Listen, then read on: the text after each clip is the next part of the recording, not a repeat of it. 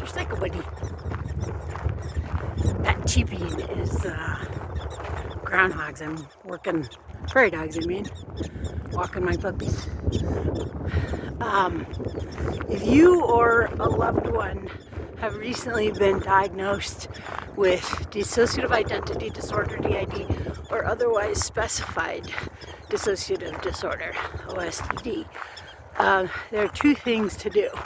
The first one is to learn more about it by finding the most credible source, which is the DSM-5.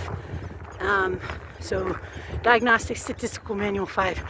Google DSM-5 Diagnostic Criteria DID or OSDD, and it'll tell you what the official, that's the psychiatrist's Bible basically of all the definitions that they use for billing insurance companies. So you can look at the criteria and see whether or not you really agree.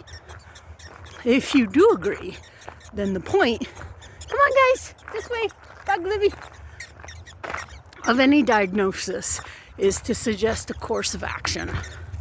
So your second task is to evaluate whether this diagnosis, this label, suggests behaviors or treatment possibilities that aren't suggested by comorbid, so anything else that you've been diagnosed. For me, having a dissociative disorder has been the entrance to a whole new world of a different type of treatment from the other things I've been diagnosed.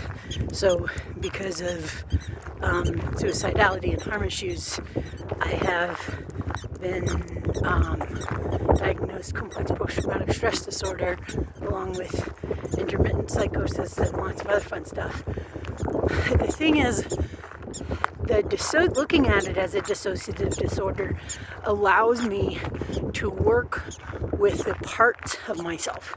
The internal family systems theory suggests that everybody is made of different parts. So if you're new to this diagnosis, it's not what popular culture conveys it as. It's not, everybody doesn't have this like nice guy and this murderer that they know nothing about.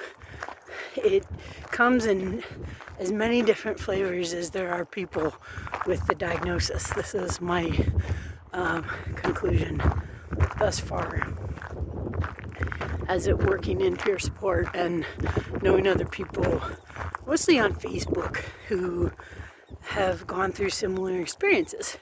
It's a matter of being compassionate with yourself and taking it slow to learn how your own system works, who you are, who your parts are, and honoring what they need. My husband, the most helpful thing that he does is remind me, maybe it would be useful if you ask this certain person to front. So to front means to be the one talking. And for me, the easiest way to switch identity states, I prefer looking at it as identity states rather than personalities. The easiest way to switch is to imagine stepping back from my face, if that makes sense, to have the current personality step back and relax my body completely. That's the invitation. And then I do my eyes up in order to help whoever wants to come in, whatever identity state or part of me wants to front, and that can be really useful. There's a video on my channel about the pros and cons of dissociative identity disorder, about how you can use it as an asset. So I hope this was useful. Let me know.